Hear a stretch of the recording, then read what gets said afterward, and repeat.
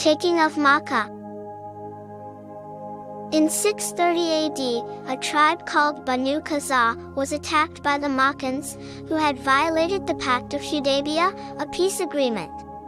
The tribe sought help from the Holy Prophet, who demanded that the Makkans pay ransom for the slain, stop supporting the attackers, and declare the cancellation of the pact.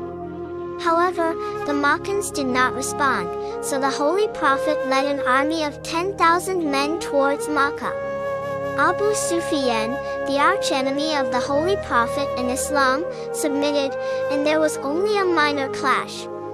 The Holy Prophet took possession of the Holy Kaaba and demolished the idols.